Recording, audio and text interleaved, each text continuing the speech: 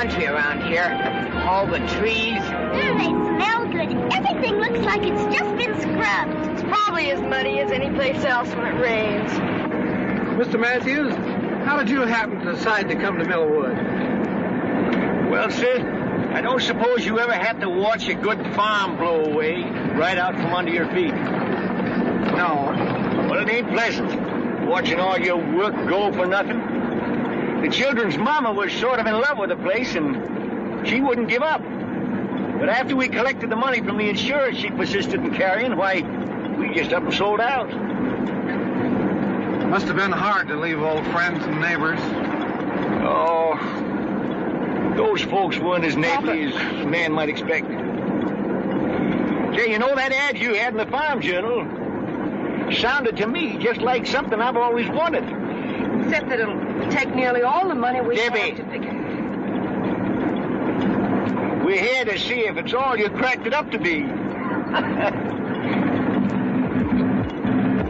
It's just the carburetor, the float's sticking.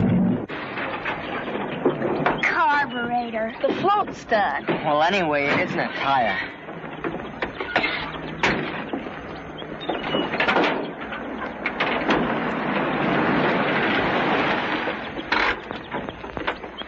Hiya, Mr. Larkins.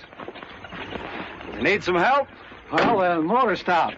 Mr. Matthews, this is David Barkley, our county agricultural agent. I'm happy to know you, Mr. Matthews. What seems to be the trouble? Oh, the motor cut out all of a sudden. It's the carburetor. Cut out all of a sudden, huh? It doesn't sound much like the carburetor, sir. Do you mind if I take a look at it? No. Around these parts, when a human being isn't feeling well, we call Doc Pomeroy. But for anything else, like farms, crops, animals, or machines, or whatever, we hunt for Davy.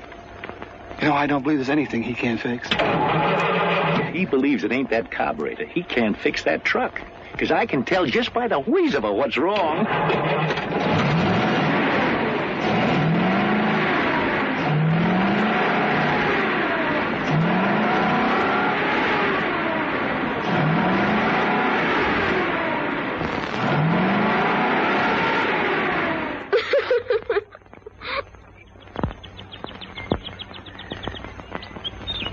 Well, Davy, what'd you find wrong? Nothing. Oh, you mean with the motor? Yeah. Yeah, well, the distributor wire jumped loose. I figured it was that or the carburetor. Well, I'd check it again if you're planning to go very far. Oh, not too far, I hope. I'm showing Mr. Matthews the Brady place. And if it suits him, we'll have some new neighbors. Say, that's fine.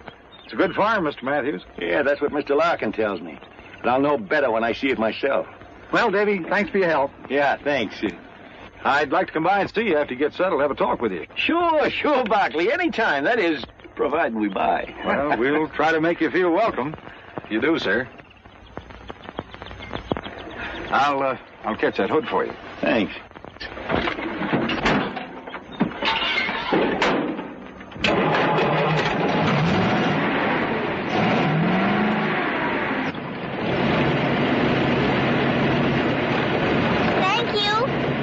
down, beautiful.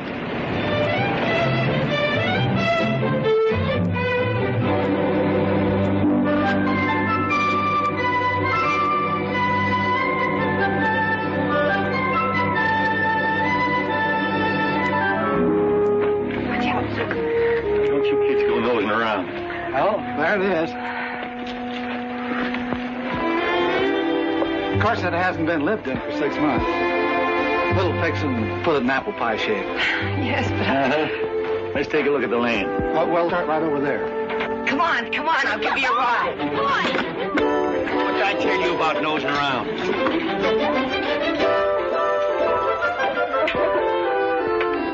Well, there's your big field. 80 acres. Runs over around behind that barn. There's 10 acres of fine timber on top of that hill. And over and back, it's Catfish Creek. I caught some big ones there when I was a boy. What else you got to show me?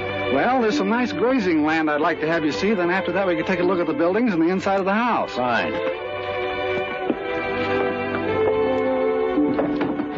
Whatever furniture you see goes with the place. All it needs to make it a home is people. I feel sorry for houses without people in them. Hey, those kind of thoughts belong to a poet. Oh, but Abigail's our poet. Do you know she can put words together that rhyme the first time? Can't you, honey? It just comes natural to me. That's quite a gift.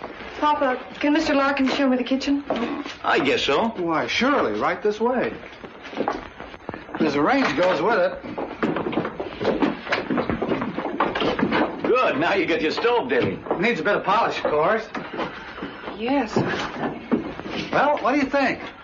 Also, I think it just about fills the bill. But, you know, I'm a great believer in the democratic process. A family, Mr. Larkin, is just like a nation. Everybody in it should have his or her say. Now, I wouldn't think of imposing my will on important decisions that affect all of us. What we do is hold a meeting and vote on things. And whatever the majority rules, that's what we do. I'll show you what I mean. All right, the meeting will come to order. Now, we've seen the farm and the house, and I've told you the terms. Now, I'd like to hear a motion that we buy the place. I make a motion that we buy it. Do I hear a second? I second the motion. No discussions? All those in favor, hold up their right hands.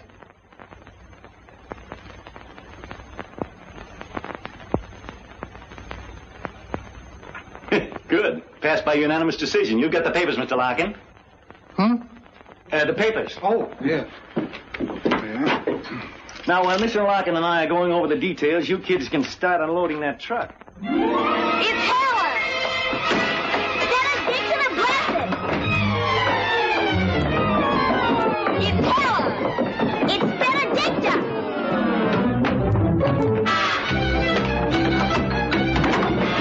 Benedicta! Let me off! Benedicta! Susan, Abigail! Stop that fighting, do you hear? Now what started this one? She wants to get named Helen! Get what named Helen? Benedicta the Blessed! It's going to be Helen! Susan!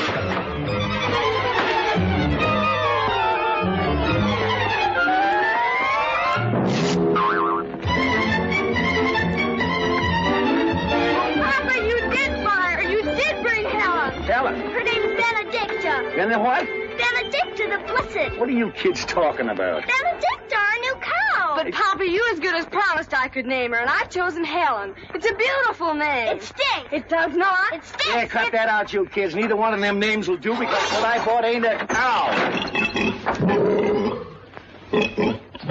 You can name that if you want to. Take him the pen, Penny. Be careful, son. He's kind of mean. Debbie, can't you keep these kids out from underfoot? I thought you were buying a cow. You'll get your cow, Debbie, a pair of them. Mr. Claiborne here's letting you have two at a bargain. Oh, about that tractor, Mr. Matthews. I'll let that go at a good price, too. Terms, if you like. Tractor? But we can't afford a tractor. We spent so much money already. Mr. Claiborne, I'll talk to you about that later. I'd like to think it over. Accommodate yourself, Mr. Matthews. Only a buy like that don't wait long for takers. Yeah, I know that, Mr. Claiborne. I imagine the young ones will be starting school right away, No, I thought I'd keep them out until next term. We're going to need all the help we can get, you know. Suspect you will at that, seeing the season's so far advanced. Tractor come in mighty handy. Sure would. Well, so long. So long, Mr. Clavin. Now, Debbie, about that tractor. Papa, Susan, Abigail, and Phineas are not staying out of school. You need help, and we can't afford to hire... I'll manage. We promised Mama they'd get their education. Phineas can help you before and after school, and the girls and I'll divide the chores. We'll hold a meeting and decide. No. They're going to school.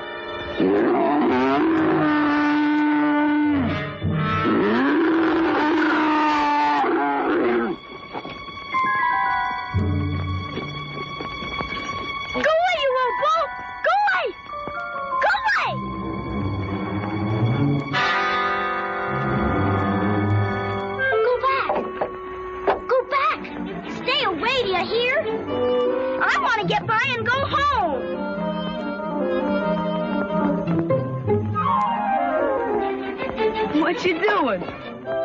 Playing tag with Caesar? He likes to play games. Well, you can just chase him about his business, Mr. Smarty. I promised I'd hurry home, and I'm late already, counting Miss Milligan keeping me. So chase him away right now. Well, if you're going to act so bossy about it, I'll leave you right where you are.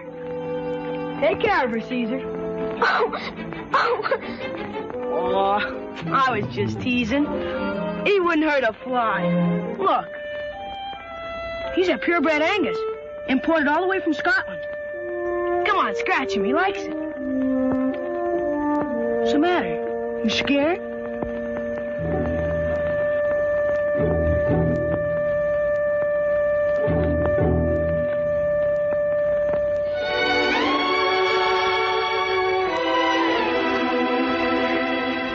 Did he really come all the way from Scotland? Sure he did. Cost me more than $1,000. $1,000?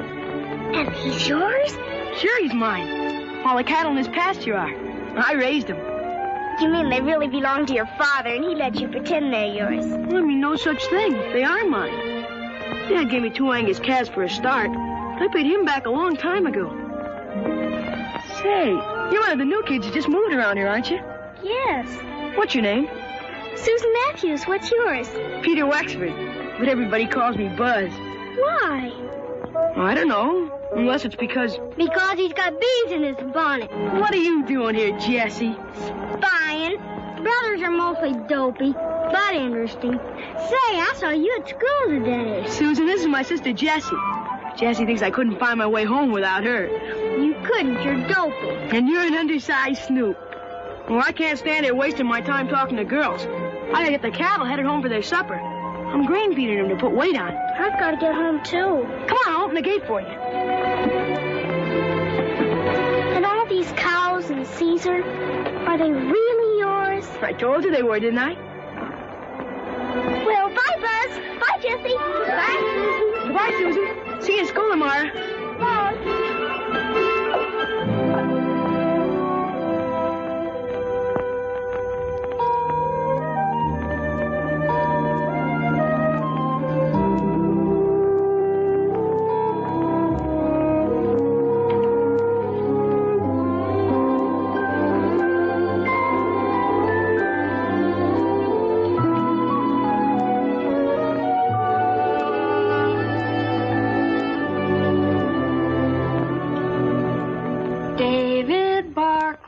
Very handsome.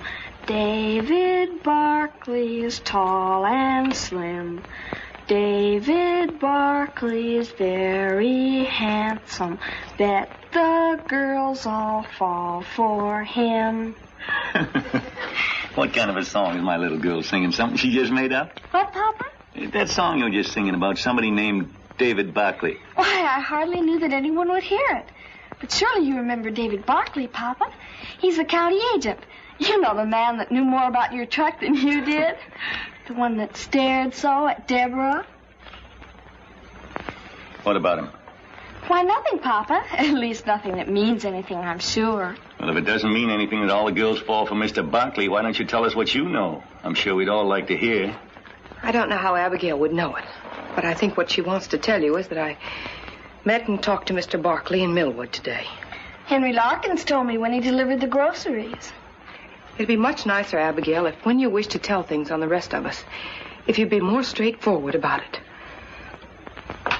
Oh, I don't want to even think what's going to become of us if these suspicions and bickerings keep up.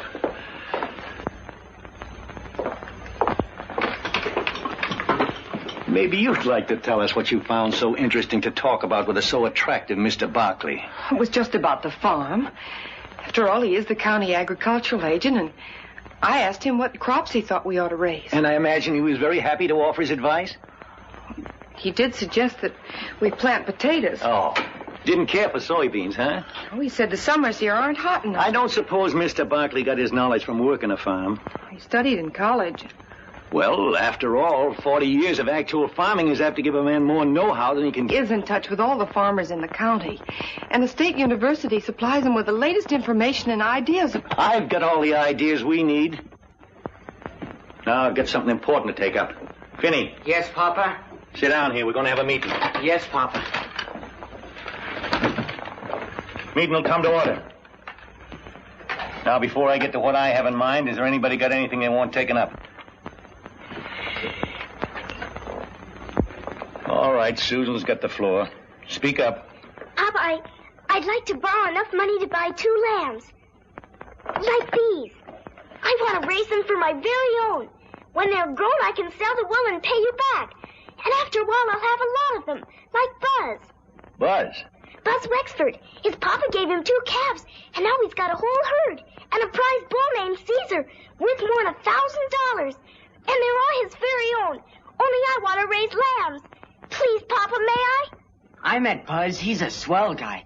One fella told me that Buzz made over $800 last year just from his cattle. I think that's a good idea, Susan. There's something in this far more serious than the borrowing of money to buy 2 expensive lambs. And I'm surprised at you, Deborah, and you too, Phineas, that you didn't notice it before you spoke up. Well, Susan, we put your idea to a vote, but I've got to go against it because I think it's purely selfish. I don't suppose you understand that. For if you did, you wouldn't want to go on possessing things all by yourself and shutting the rest of us out. Or is it that you don't want to share because you don't love us like we love you?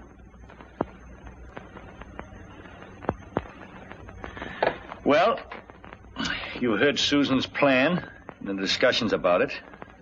Now we'll put it to a vote. All those against... Shouldn't those in favor vote first? What difference does it make? Those against.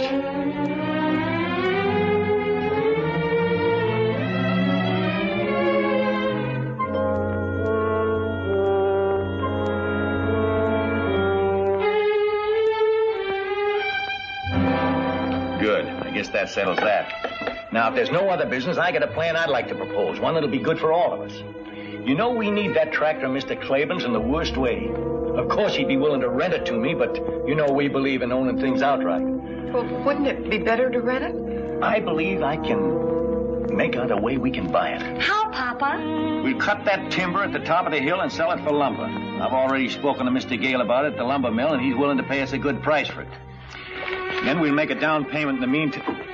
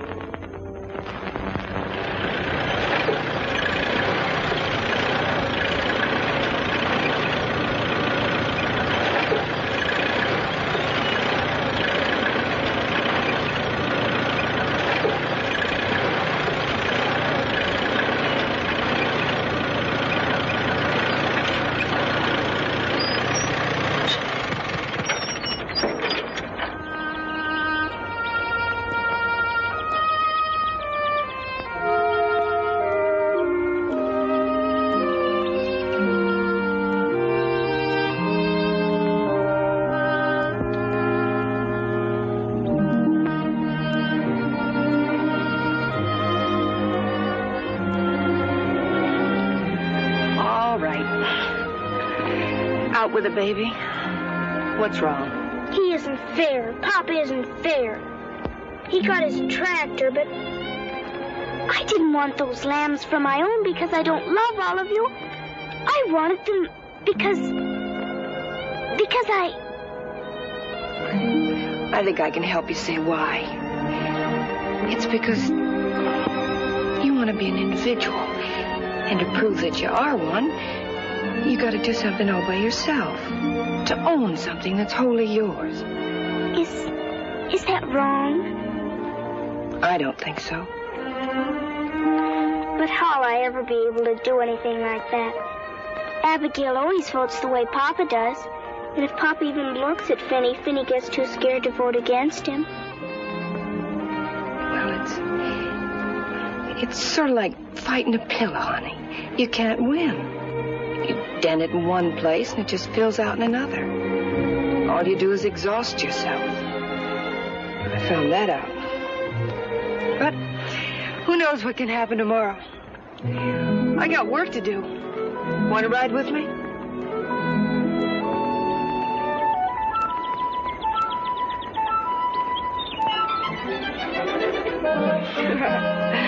That's better.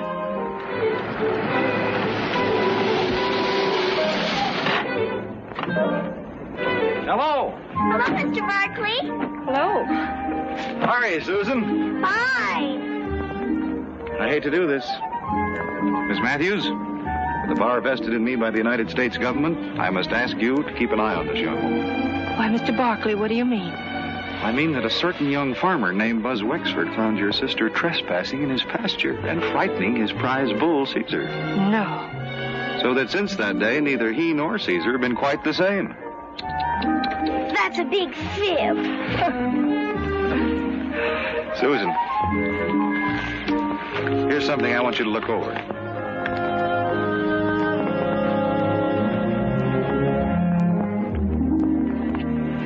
What have you decided about your crops, Miss Matthews? I told my father what you said, and he figured he'd rather work a crop with which he's more familiar. Oh. Well, I can understand how he feels. I see you've started your plowing. Yeah, I just hope I can keep the furrows straight. Would you mind a suggestion? No? The furrows would be more effective in holding water and preventing erosion if they were run across the field. The one bad place on your farm is that hill. There's a soil condition up there that should be protected by some drainage ditches. What kind of soil condition? An old fault runs across the top. The water seeping into it might tend to loosen the front of the hill. You mean that the whole face of that cliff could fall onto our farm? Well, it's really... Mr. Larkins never told us about that. I doubt if he knows it. It's an old fault. There's no active danger with the trees and their roots to hold the soil. But Papa's cutting down the trees. Mr. Barkley, would you mind telling my father about this? By all means, I certainly think you should know about it. He's up on the hill now.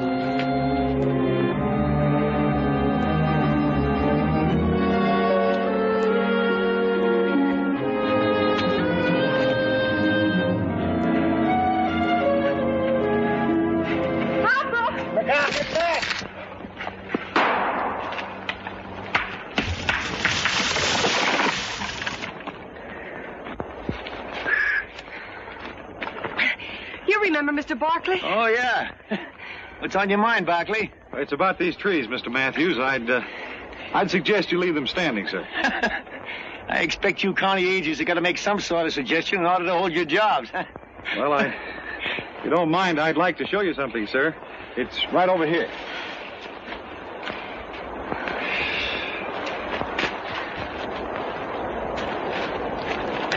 Look at this, Mr. Matthews.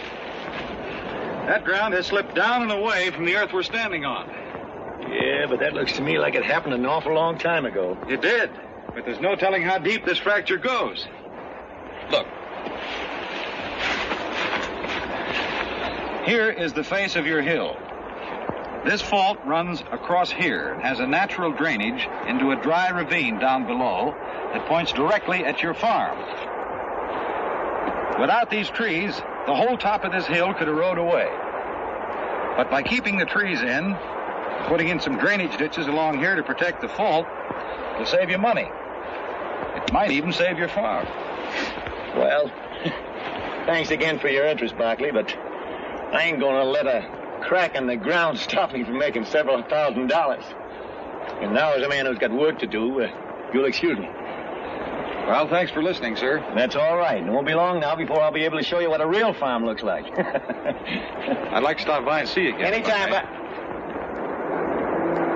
Debbie, if Mr. Barkley don't mind, I'd like to speak to you. Private. Thank you.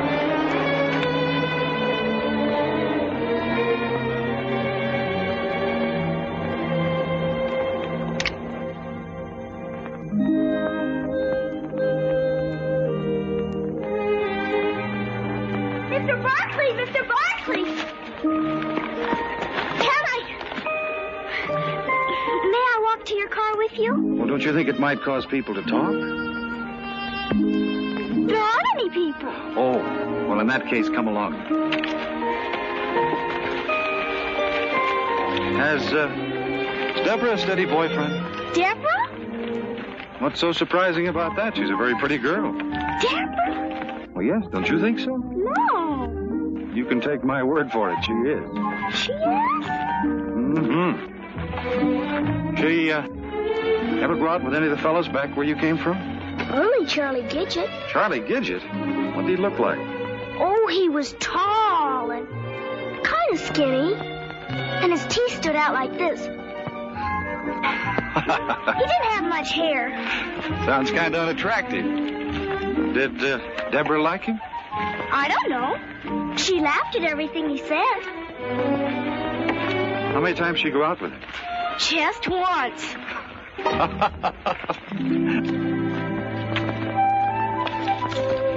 Well, Susan, thanks for accompanying me. You can follow this creek bed right down to your house. But I want to ask you something. You did? What? About this, the 4-H club. Oh, yes, the 4-H club. Susan, the theme of the 4-H club is show, not say. Got time to take a little ride with me? Sure. You may be the key to open the door and let the sunshine in. Huh? We can get to my car right up here. Come on, sweetie.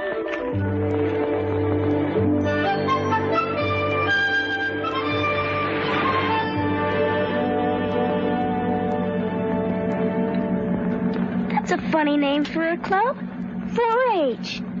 Each one of the letters stands for something. The first H stands for head, the second for heart, the third hands, and the fourth health. And the 4-leaf clover is for good luck. I think 4-H club members make their own luck. Can people do that? Sure, if they use their heads, hearts, and hands. You see, Susan, the 4-H club was started for kids just like you, to help them learn better methods of farming and homemaking, so that when they grow up and have farms and homes of their own, they'd know how to run them successfully. As county agent, it's part of my job to help the club members with their projects. Huh? Each member has a project, a piece of work that he plans and carries through all by himself. Oh. It can be almost anything. Oh, raising rabbits, a garden, calf, chickens, fruit trees. Baby lambs? Sure. Or sewing, cooking, canning. There are all kinds of projects. Is Buzz Wexford a 4-H member? Buzz? Oh, he's the star of the Millwood Club. He's already made enough money from his Angus herd to put himself through college.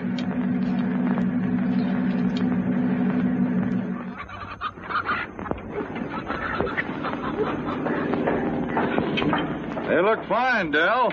Thanks a lot. Say, these are new hutches.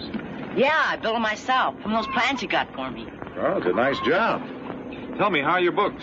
I can tell you, Mr. Barkley, he hasn't kept them up. Gotta keep after that, Del. Keeping books is as important as any other part of a project.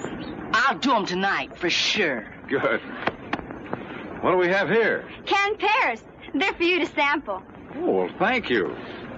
How's your canning project working out? Mr. Larkins took 50 mixed quarts on consignment. And the Franklin store in Barton has ordered 30 pints of my pickle lily. You better save some of those for Pop, or he'll be sore. Oh, those are beautiful. You know something, Herb? I think she's going to win you some ribbons. That is, if you take good care of her. Gee, Mr. Barkley, I treat her just like a mother.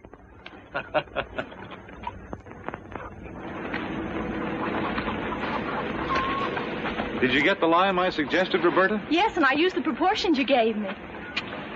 Does my garden look good enough to win an award? Well... Later, I mean. It probably will if you work like the Dickens. Oh, I don't mind doing that. You see, this is mine. It's something I've done all by myself. The things you create for yourself always give it the most satisfaction. And you've got the makings of a fine garden. Mom and Dad are so glad you talked me into joining 4-H, Mr. Barkley. I wasn't very happy before. Well, 4-H is happy you joined. Susan, there's one more place I thought we might stop. Benny Tilton's project's raising sheep. He's got a couple of fine lambs I promised to look at.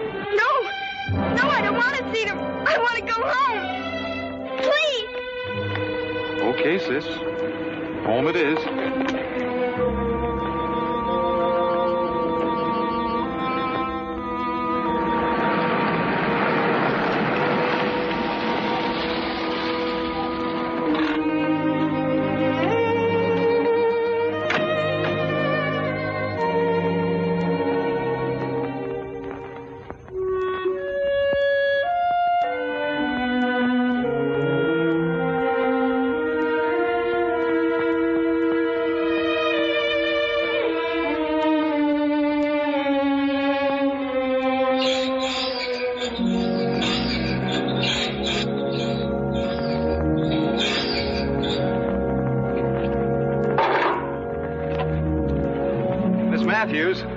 About the furrows, Mr. Barkley, my It's not about the furrows. We're having a dance in town Saturday night, and I wondered if you'd like to go with me. I'm afraid that'd be impossible. Why impossible? I don't like to toot my own horn, but most folks around here think of me as a pretty solid citizen.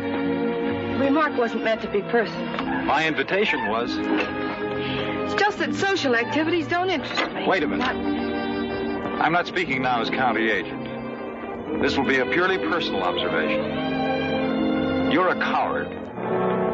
Your father, who's probably ruined several farms and is setting out to ruin this one, seems bent on ruining his family as well. Don't interrupt me. I just brought Susan back from showing her some of the work being done by the 4-H clubs. She pretended she didn't like the idea. For the same reason that you just turned down my dance invitation. Because you're both afraid of your father. Some excuse for Susan. She's just a little girl. But there's no excuse for your quitting without putting up a fight, except cowardice. Mr. Barkley, if you don't get off this property right away, I'll run you off with this tractor. You haven't got the gumption, Miss Matthews.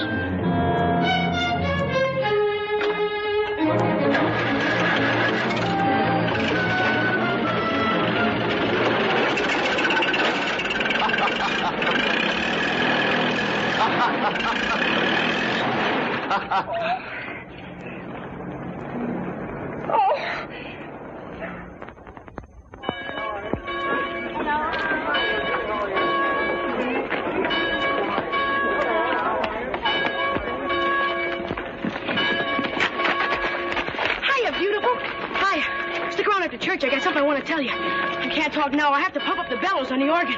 Don't forget.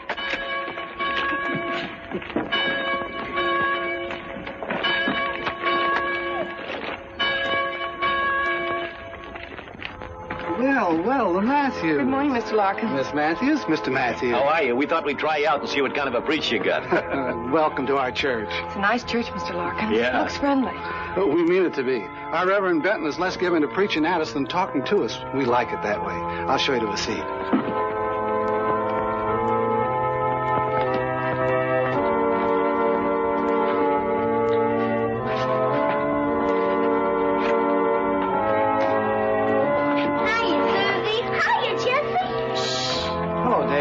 Good morning.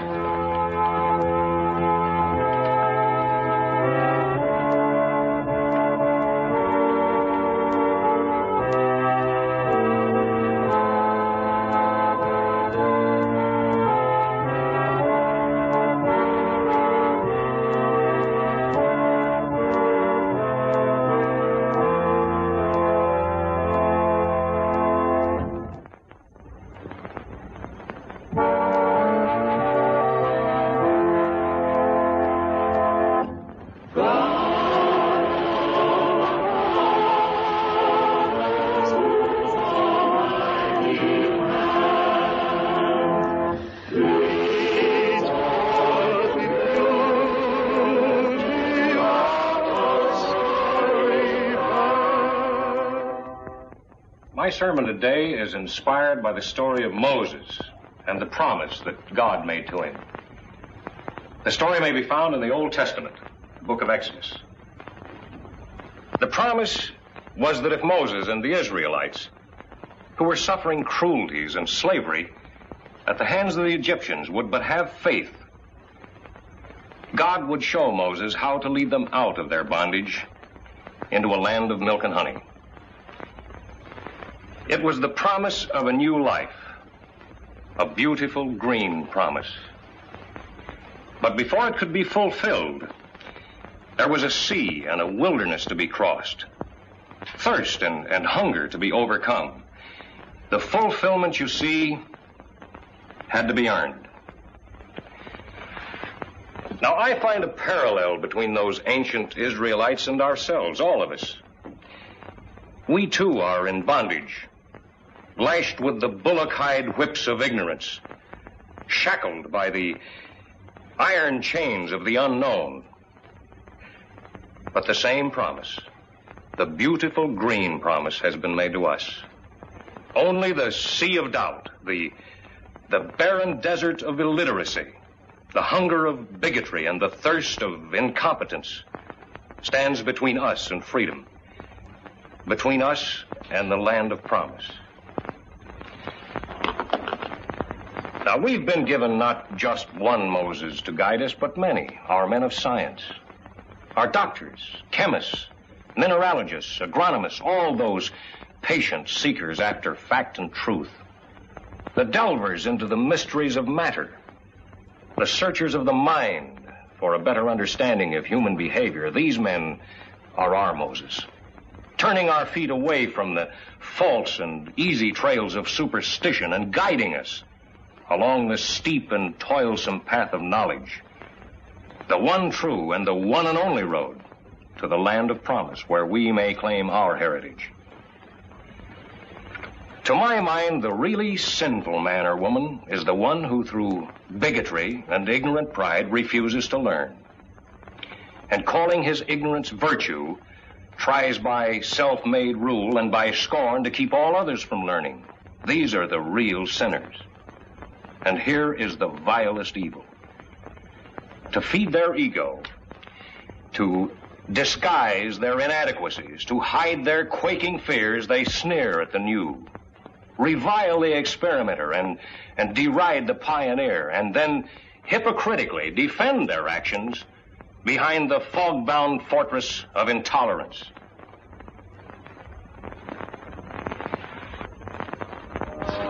Mr. Matthews. Enjoyed your sermon, Reverend. It was a fine talk. Made sense. Thank you, Mr. Matthews. I'm glad you could accept my invitation to attend our service. I'll see you all again next Sunday, I hope. Oh, we'll be here. We're a church-going family. Papa, we must hurry. Come along, Abigail. Young man? Excuse me. Surely.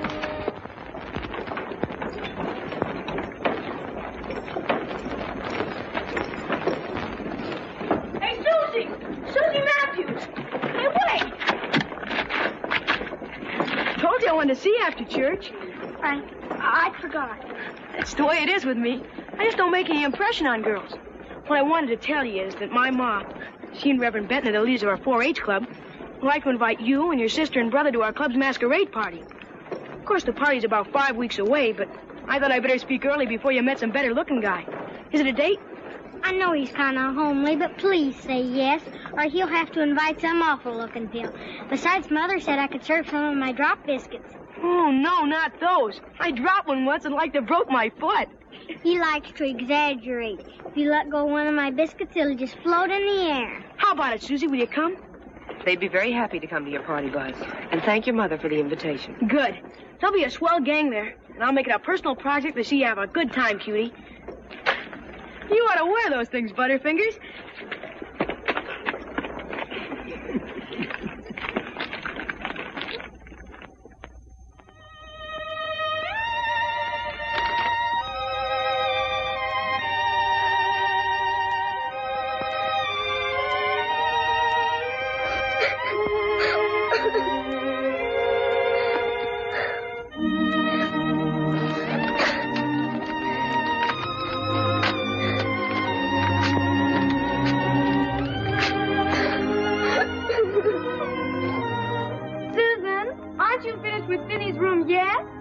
You gotta help me straighten up Papa.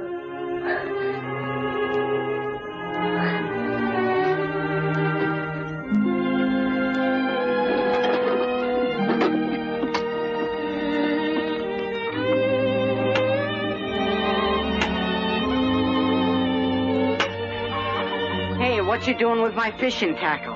Well, I thought maybe you'd take me down to the creek. Will you, Finny? Oh, gee, I daresn't, Susie. I ain't got the wood cut for Deborah to cook supper with. Papa'd skin me alive. Oh, please, Finny. We'll only stay a little while, and I'll help carry in the wood. Well, maybe there'll be some early ones hungry enough to bite. But we gotta start home in time for me to get the wood in.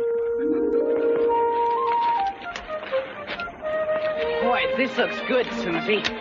We ought to get some big ones here. Come on. I can get up by myself.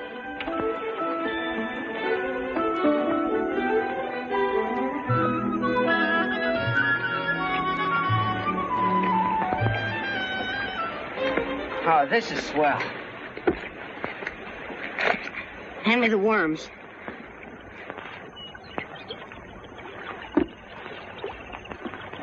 Here you are, Susie.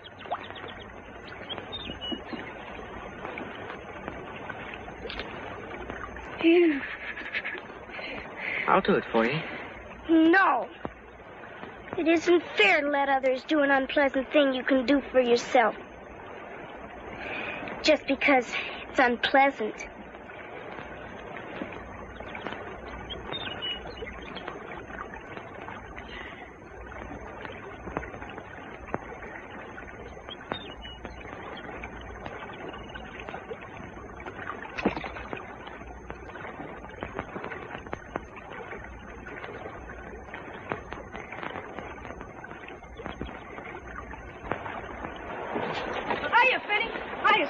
Oh, hiya, Buzz. You know, you're trespassing on my pool. You're trespassing on our property. Well, gee whiz. You got a fishing license? No. Well, if you won't say anything, I won't. You're fishing in the wrong spot. Right over there under that bank is the grandpappy of all catfish. There is? Come on, I'll show him to you. I like it where I am. She got the colic or something? Come on, show me the catfish.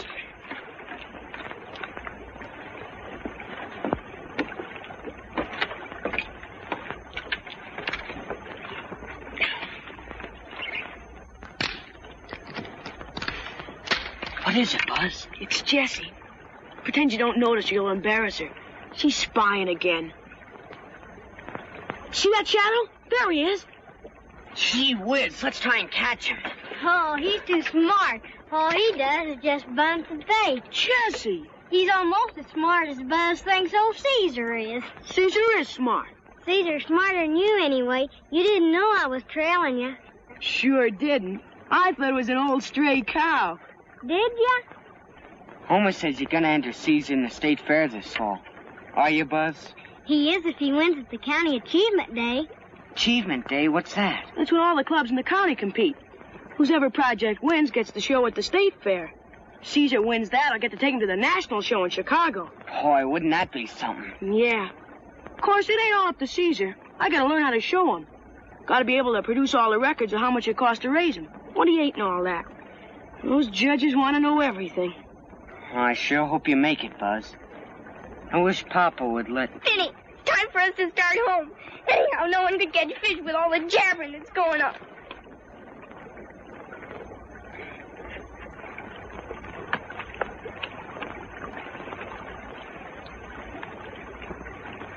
Now you did it.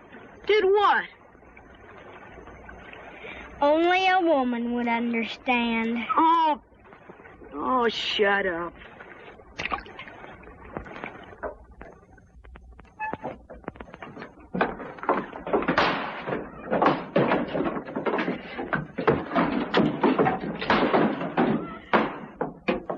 Yes, it's full, and I had to fill it.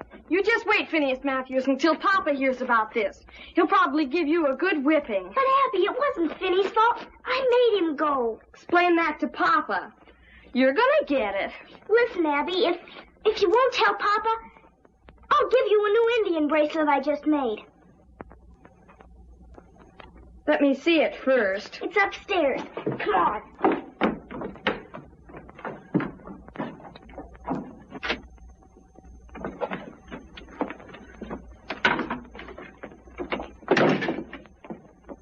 The bracelet will be mine for keeps, you know.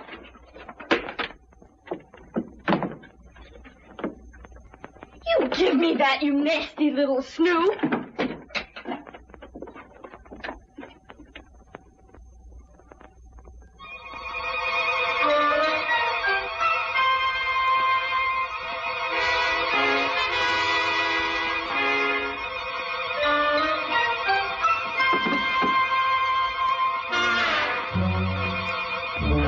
If you rebel!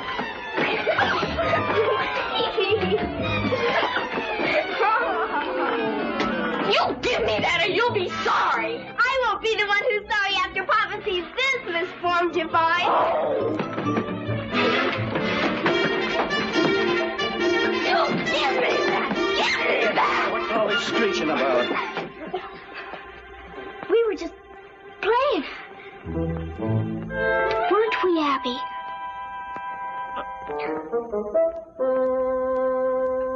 Why, yes, Papa. We were just playing. Well, I guess two healthy girls are going to make a little noise, but hold it down, huh? I'll go with you, Papa. There's something I want to show you. What? What a fine pile of wood Vinny cut for Deborah.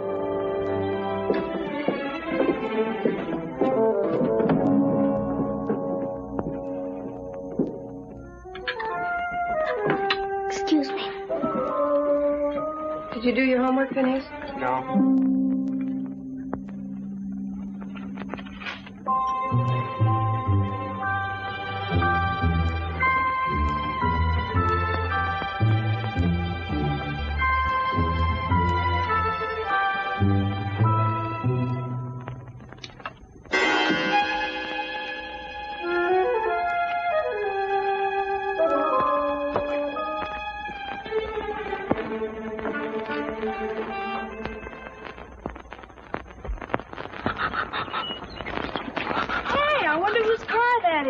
It isn't Mr. Barkley's. Of course not. Papa'd run him off the place. Physican. What does that mean? Physician. It means doctor. Someone's sick.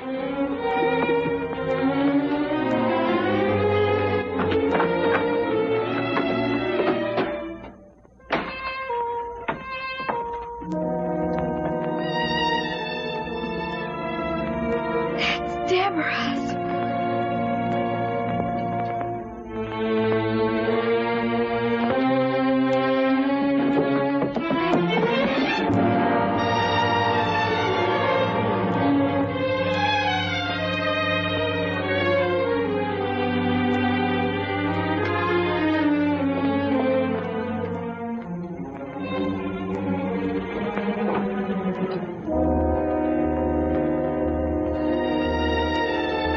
Tree fell on him. Oh, Papa! Abby, be careful. He has 2 bad leg fractures and a nasty cut on his head. I'm afraid he'll be laid up for some time. When I get the splints on, he'll rest easier, but he's going to need a lot of care. You get the best of care, Dr. Palmer. Good. Oh, would you send one of the youngsters down to my car and get my other grip, please? Vinny.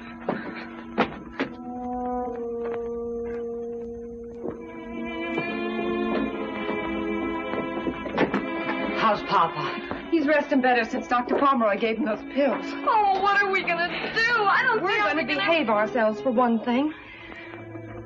But with Papa hurt and not able to work, we'll lose the farm and this house, and we'll all be put in institution. Oh, Abigail, will you please stop that sniveling? I got no intention of letting us lose this farm. I'm going to plant and harvest crops if it kills me. And you kids as well.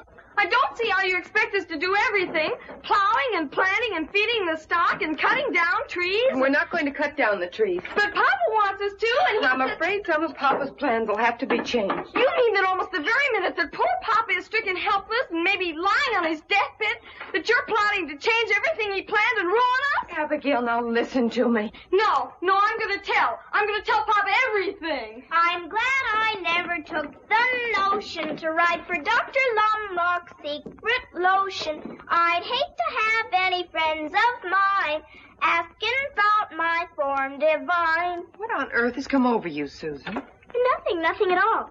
Except I'm pretty sure Abigail didn't mean it when she said she'd tell Papa everything. Did you, Abby? No, of course not. I was just making a joke. I wouldn't think of telling Papa anything you didn't want him to know, Deborah. Honest. Get me some hot water, Phineas.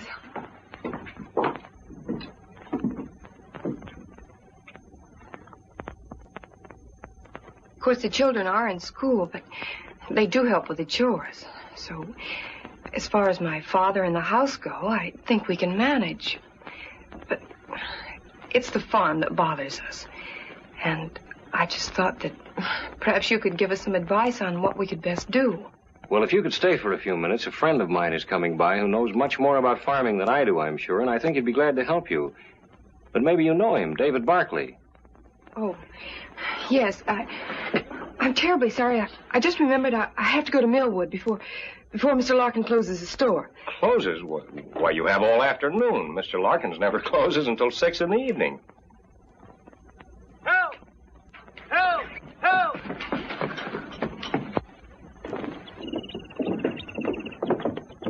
Help! The truck's brakes must have slipped. I can't let go long enough to set them.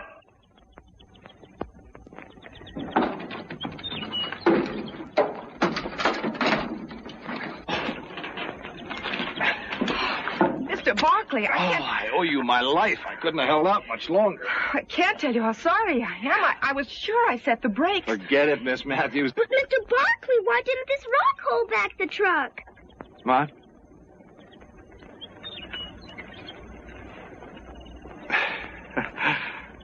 A thing like that could ruin a tire.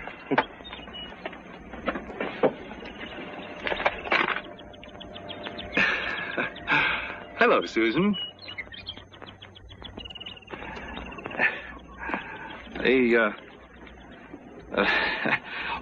Reverend, my sister-in-law and her mother wanted me to say goodbye to you. Tell you how much they enjoyed your sermon last Sunday. Oh, thank you. Have they gone home? Left yesterday.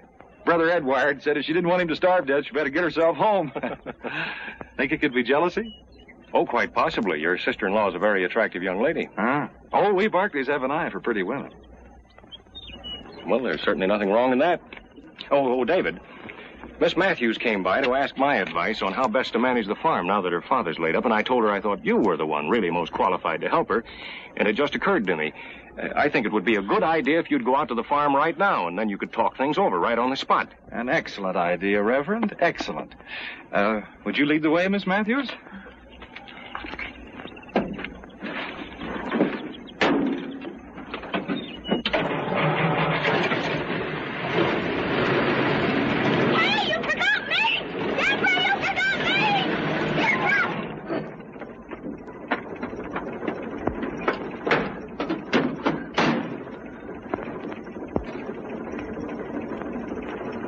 Thanks, Jim.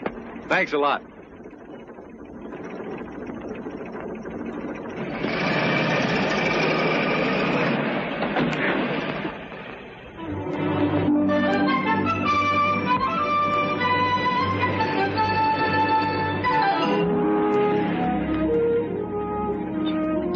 Deborah? Yes? Debbie, could I join the 4-H club and have a project raising lambs? Oh, I know I was outvoted, but it wasn't really fair. Oh, please say yes, Debbie, please. Please.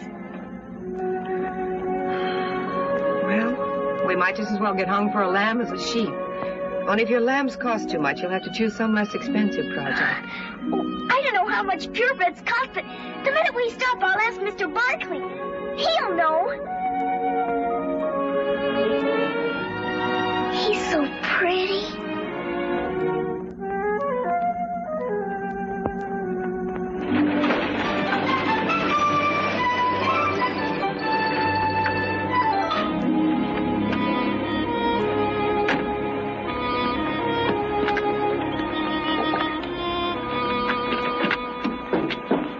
Thank you. There's something I'd like to tell you. Yes?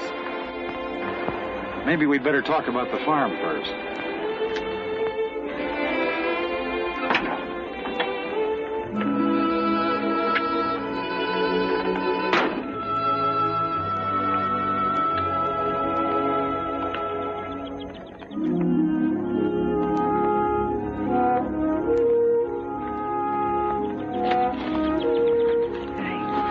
I shouldn't have let Reverend Benton talk you into trying to help me. Oh, but he didn't. What I mean is that standing here, I realized how crazy it was my going to him in the first place. Thinking I could handle things all by myself. It would mean a fight. I'm not the coward you think me, Mr. Barkley. It's just that, well, fighting when you haven't got a chance to win is, well, it's foolish. History's been made with that kind of fool. I'm willing to work, but I don't see how I could ever manage. All this land and the children. Oh, it'd be tough, all right. If you had the courage to try, I could help. There are methods and shortcuts that I could show you that would cut the job down to manageable size. That is, if you're not afraid to tackle it.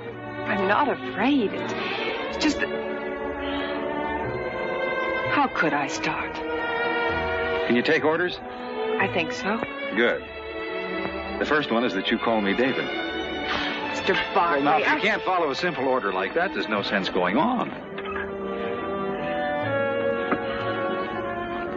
Frankly, David, I'm scared. The best way to overcome that is to get busy. Come on, Deborah.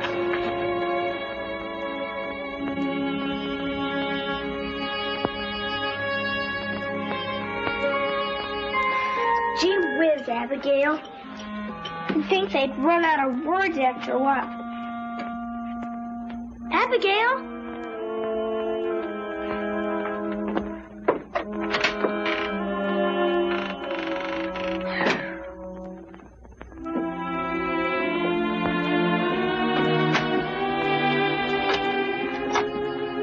Thank you, Abigail.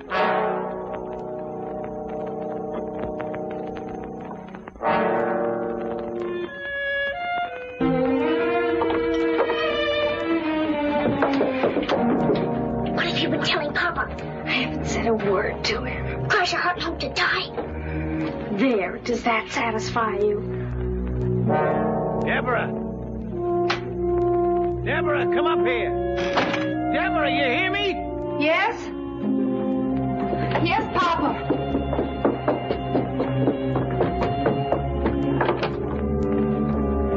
What was it you wanted?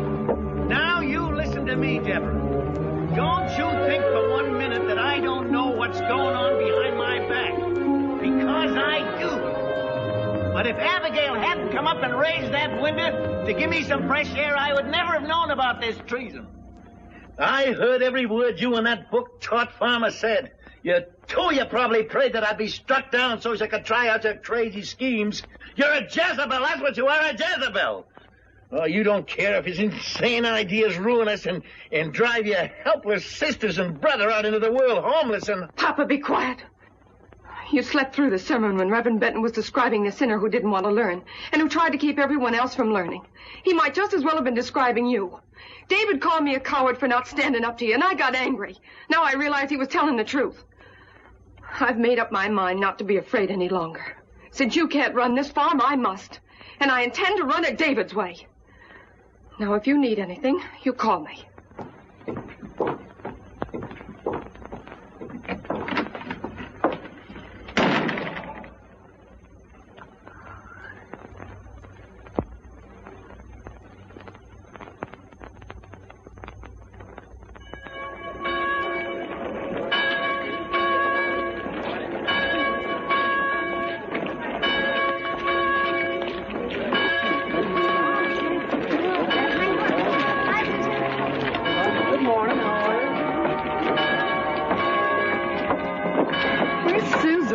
I don't know, and furthermore, I don't care.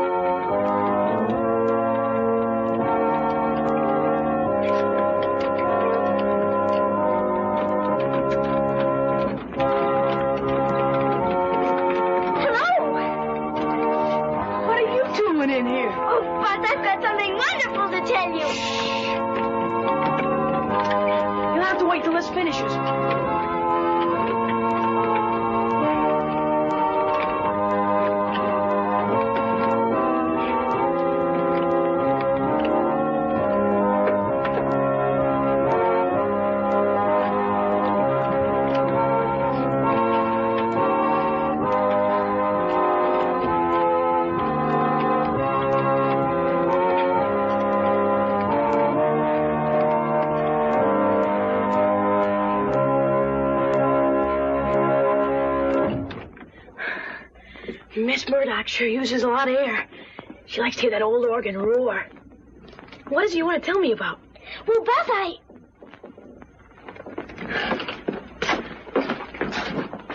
I can join the 4-H. Swell. You'll like it. What are you going to choose for your project? Cooking? No. Sheep. Sheep? Deborah said I could buy 2 purebred lambs to raise. That is, if they don't cost too much. Do they, Buzz? Well, they're kind of expensive, Susie. How expensive? Well, real good lambs cost about $30 or $40 apiece. Is that too much? Hey, listen. Maybe you could borrow the money from Mr. Grinstead. Who's he? He owns the bank down at Millwood. Sometimes, if he thinks it's a good risk, he lends money to 4-H club members so they can start new projects. Buzz, do you think he'd lend some to me? Well, I can't say for sure. But once you're a 4-H, you can talk to David Barkley and get him to help. We'll give those members who have the longest distance to travel time to arrive before the meeting begins. Mr. and Mrs. Ralston wish me, on their behalf, to thank all the members of the church for their messages of condolence for the passing of Mrs. Ralston's... It's time for the first hymn. Please, Buzz, could I? Prayer meeting next Wednesday evening will be held as usual at 8 o'clock. All right. You better hurry up and start your pumping, though. They're about ready to start. And keep that bobber up there, no matter what. I believe you will find the Reverend Billings talk. We'll be happy to hear a church supper last month.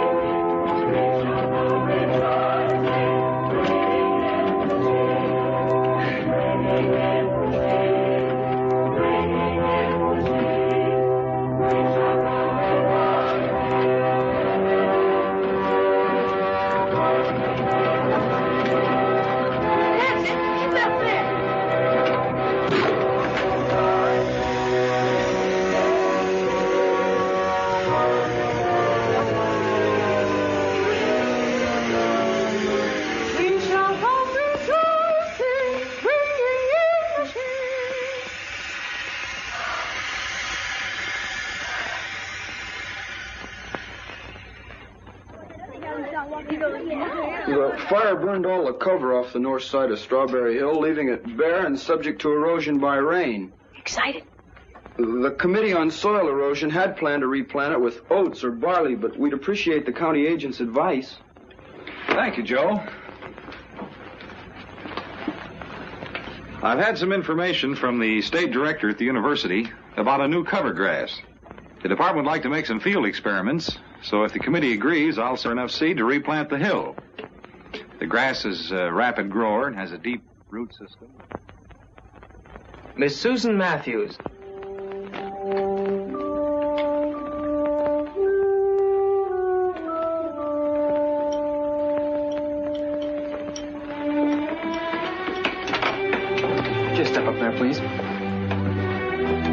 approve to become a member of the Millwood 4-H Club? Please raise your right hand and repeat the 4-H pledge after me. I do solemnly swear that I, Susan Matthews, will uphold the rules and bylaws of the 4-H Club. I do solemnly swear that I, Susan Matthews, will uphold the rules and bylaws of the 4-H Club. And as a true 4-H member, I pledge my head to clearer thinking. And as a true 4-H member, I pledge my head to clearer thinking. My heart to greater loyalty. My heart to greater loyalty. My hands to larger service. My hands to larger service. My health to better living for my club, my community, and my country. My health to better living for my club, my community, and my country. I herewith declare you a member in good standing of the 4-H Club of Millwood. Here's your membership card, your 4-H badge, and a member's card to put on your house. Congratulations and good luck on your project. Congratulations, Susie. Thank you, Mrs. Wexford. Thank you, everyone. I'm going past your house, Susan. Would you like a ride? Mom and me were going to take her, but you better take her, David. She's got something to ask you. Well, good deal. Goodbye.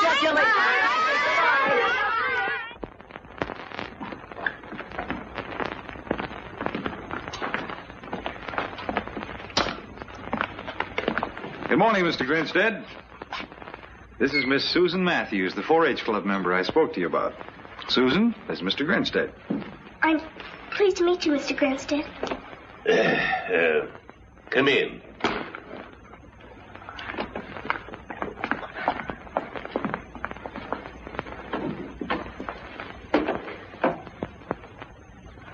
Sit down.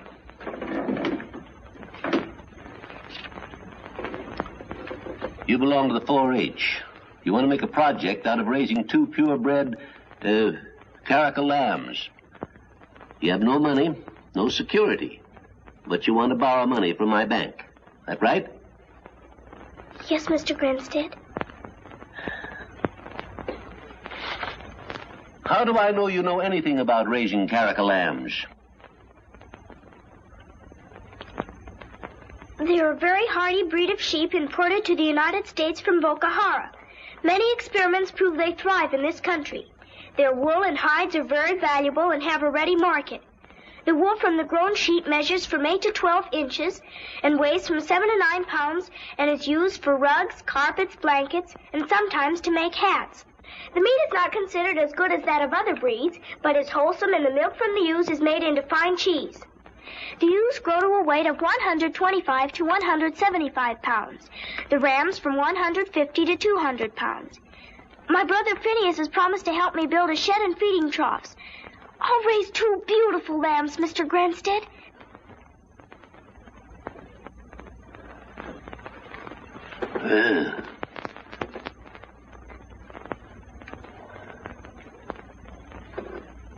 Do you know what interest is? Yes, it's what you pay for the use of money.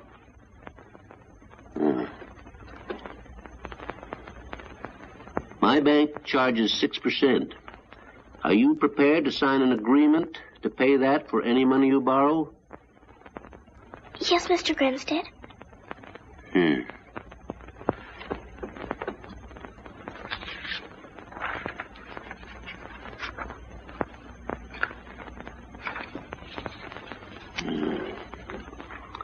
What's your full name?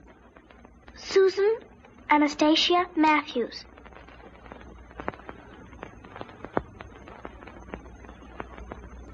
Your address? RFD number 3 Millwood. How much money would you need? $75.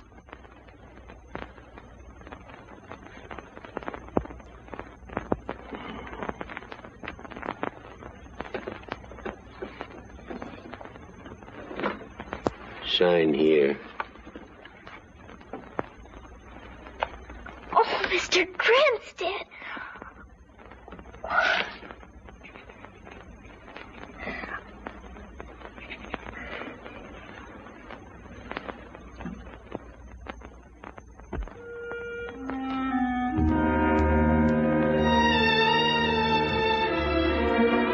Poppy, you're being very silly about things.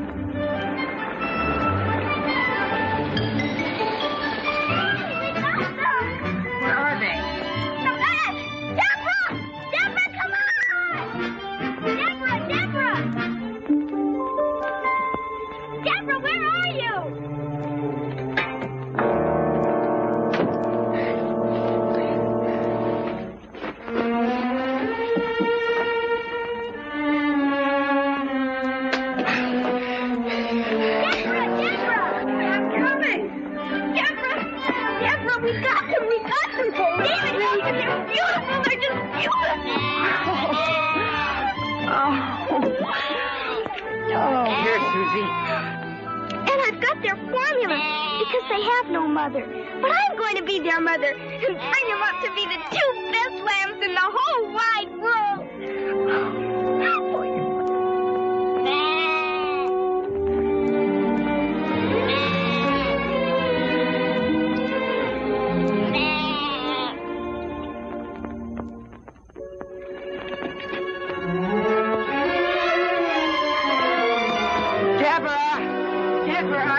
Deborah!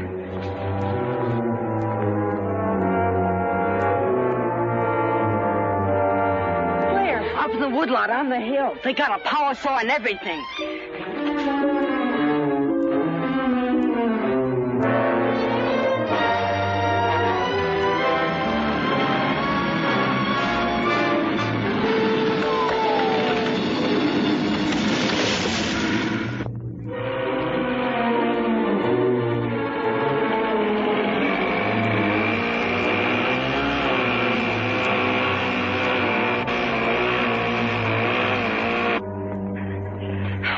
Doing here?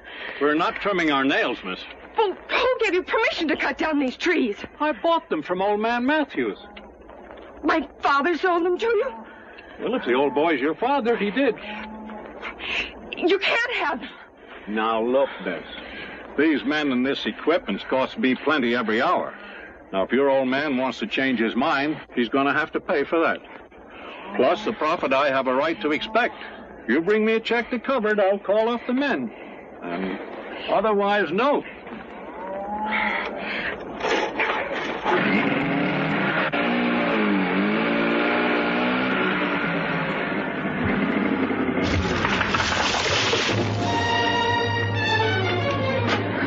You better stay here, Phineas.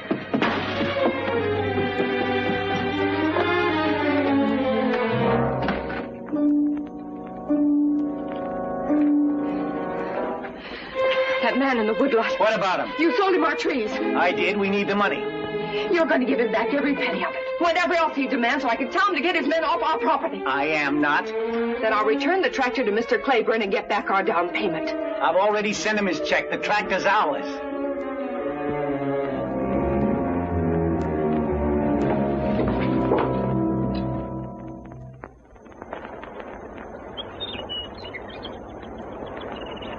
If they just hadn't taken out all the stumps.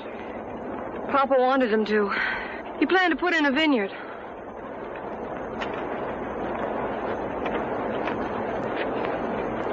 How bad is it, David? Well, any rain will drain down into the fault.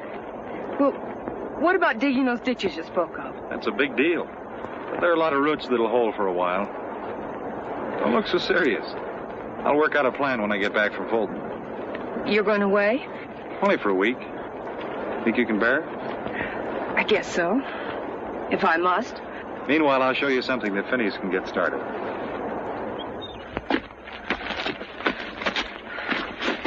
Now, this erosion here funnels water right into the fault. Even if the fault weren't weakened, it still spills water into the dry creek bed that aims right at your farm. Well, after all my work, I don't want it all flooded out. Well, it won't be. Have Phineas put posts on each side, stretch wire in between. He can anchor it down with rocks. And it'll catch any rubble that comes down this way and gradually fill in. There's another spot over here.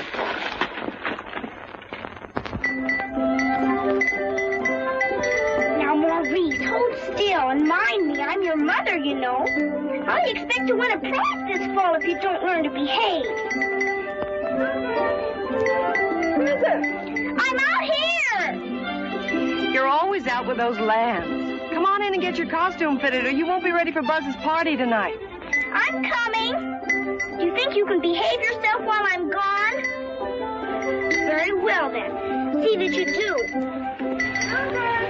I'm coming.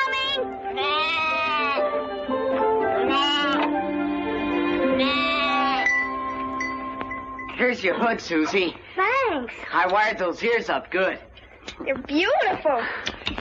Let's try this, Phineas. Ow. Well, stand still. Gee, you look swell. Deborah made it. I'm Daniel Boone. No. Hey, you going with us? I'm going out, but not with you. Where? To a dance. To a dance? Well, don't act so surprised. That's not very flattering. I'll bet I can guess. David Barkley's back. Oh, you're much too smart. He's coming back late this evening. Oh, gee whiz. Susan, there are times when I could just...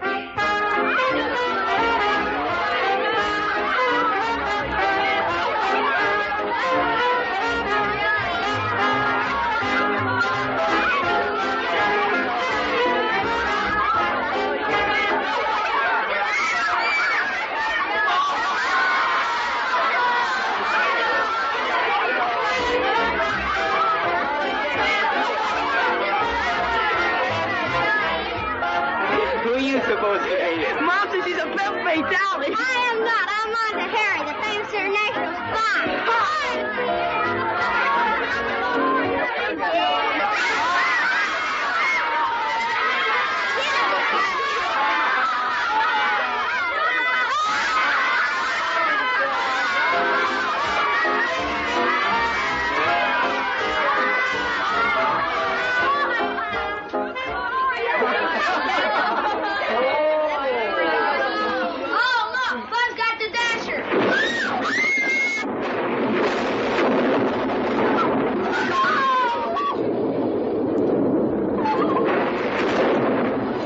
Susie. You're not afraid of a little lightning, are you? No, it isn't that, Buzz.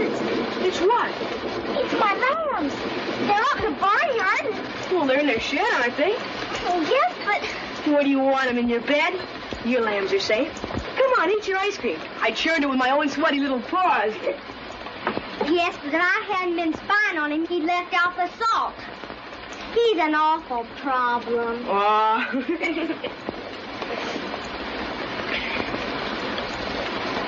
You want to trade?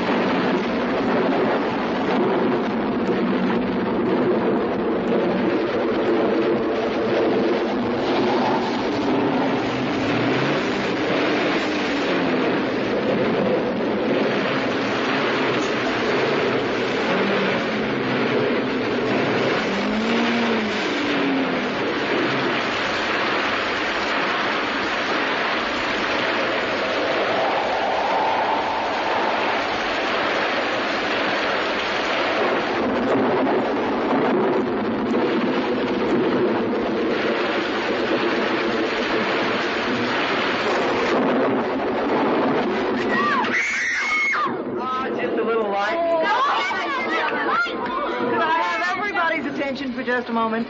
It's storming so hard that Mr. Wexford and I think it's too dangerous for anybody to go home. Oh! He's helping me put up some beds now, and you can all spend the night. Let me show you how to do that. Ladies and gentlemen, Jiggling Jessie will now attempt to juggle the jiggling candle and the jittery match. Or so she said. Please, Vinny. Yeah? We can't stay here. We've got to get home. Oh, but I never heard Ray like this. If anything should happen to my lambs, Oh, they'll be all right. Please, Vinny. Oh, but Deborah told us to wait for her and David. And, well, you heard what Mrs. Wexford said. All right, Vinny.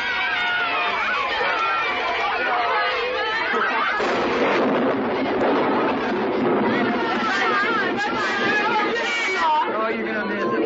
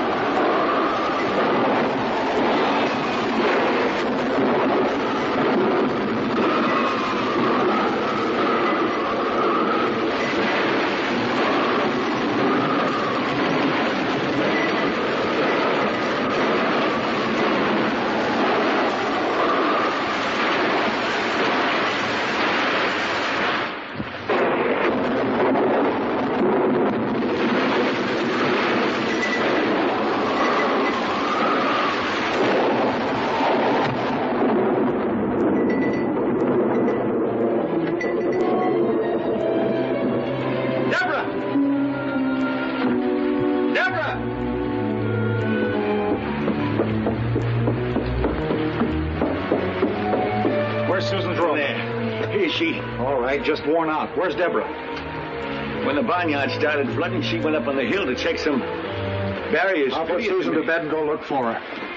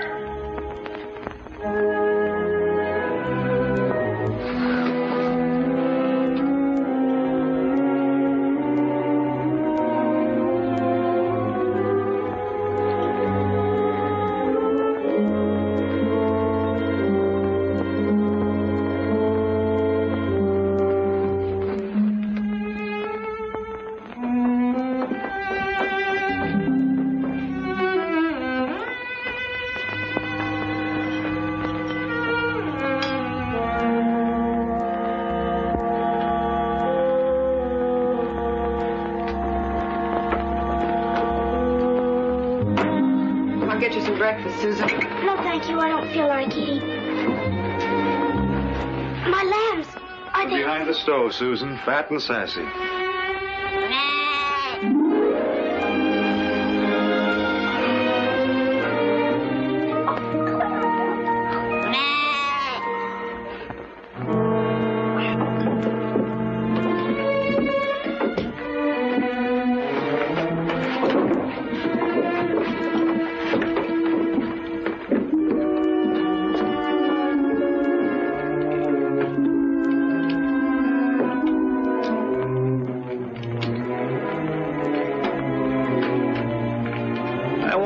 Meeting to order.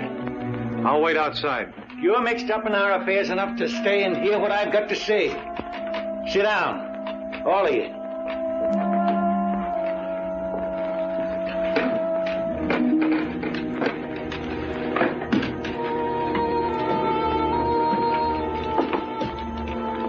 I guess even an ugly man can look in a mirror year after year and find satisfaction in what he sees.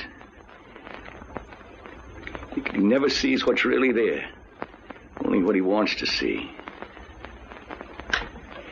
A reflection of himself as he likes to imagine he is. But if one day something comes along that makes him look closer, he'd know then and forever after that he was just an ugly man. Mr. Barkley, I knew deep down inside your advice was well-intended and good. But I turned it down just like I did everything else that didn't happen to agree with my own peculiar notions. Also, I was afraid that you and Debbie, well, I was afraid of losing her and all the work she could do for me. I preached the idea of us all working and owning together because I was afraid to compete with others and show up my own lack of ability. I tried to hide all this, even from myself, behind what I was pleased to call the democratic process. That my judgment was bad and my methods unfair, I realize now that it's too late. We're in desperate trouble, all on account of my bullheadedness, without much hope of saving ourselves. But if you children could find it in your hearts to forgive me, I know that I could find in that the courage to try and make things up to you. We understand, Papa. And don't worry. Everything's going to be all right. Papa.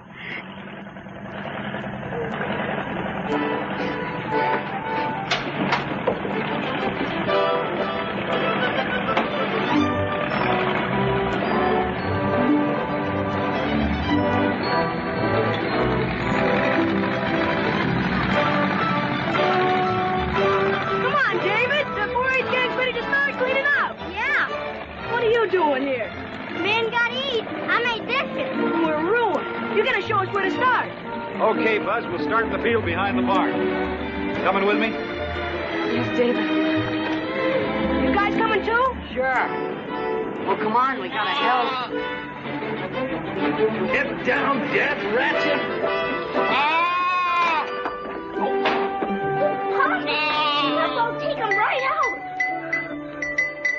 No. You know, Susie, I'm beginning to like him. Oh.